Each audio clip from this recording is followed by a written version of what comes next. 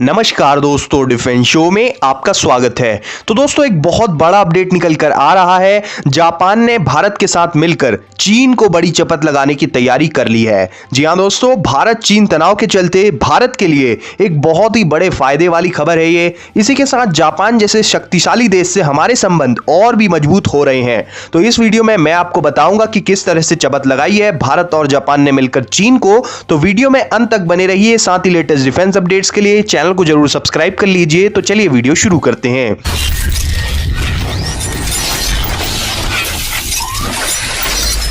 तो दोस्तों, जब से चीन ने लद्दाख में भारत के साथ तनाव बनाने की कोशिश करी है, तब से लगातार भारत चीन को एक के बाद एक झटके देता जा रहा है। जी हां दोस्तों, तनाव के चलते जहां भारी मात्रा में चीनी ऐप्स पर बैन लगाया गया, वहीं चीनी कंपनियों के साथ कई बड़े प्रोजेक्ट्स को भी रद्द किया गया। इसी के साथ ही हमारे जवानों ने बॉर्डर पर चीन को मुंहतोड़ जवाब तो दिया ही, लेकिन इसके साथ ही साथ लद्दाख में हमारी पकड़ इतनी मजबूत हो गई कि चीन को भी इसका अंदाजा नहीं था। दोस्तों, सीमा पर तनाव जारी है और इसी बीच भारत भी ऐसे कई कदम उठा रहा है जिससे कि चीन को भारी नुकसान किया जा सके।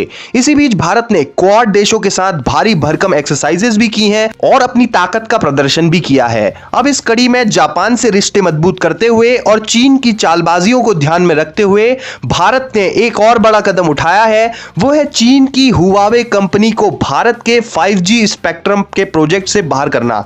अब यहां पर आपको लगेगा कि ये तो काफी पुरानी खबर है। तो बिल्कुल, हुआवे को काफी पहले ही बाहर किया जा चुका था, लेकिन यहां पर जो खबर निकल कर आई है वो ये है कि जापान के साथ हमारा एक समझौता होना है आने वाली दिसंबर महीने में, जहां पर जापान के internal affairs and communication minister और उनके भारतीय काउंटर पार्ट यानी कि श्री रविशंकर प्रसाद जी के बीच एक ऑनलाइन मीटिंग में इस मेमोरेंडम पर हस्ताक्षर किए जाएंगे। जी हां दोस्तों, ये बहुत बड़ी खबर है कि जो काम पहले चाइना की हुआवे कंपनी करने वाली थी, वो काम अब जापान भारत के साथ मिलकर करेगा।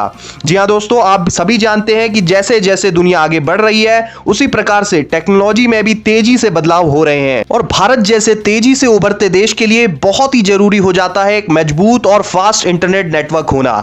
इसी में हमारी मदद करने जा रहा है जापान। जी हां दोस्तों, जापान के ऑफिशियल्स ने जानकारी दी है कि जापान यहां पर पूरी तरह से राजी हो गया है भारत को असिस्ट करने के लिए। और यहां पर जो 5G इंटरनेट की बात की जा रही है, उसमें इंटरनेट ऑफ थिंग्स का एक बहुत बड़ा महत्व रहने वाला है। तो अब इंटरनेट ऑफ थिंग्स की बात करें तो इसके तहत हम आम जीवन में हमारे चारों ओर जो भी वस्तुएं हैं, उन्हें ज्यादा से ज्यादा इंटरनेट से कनेक्ट करवा सकेंगे।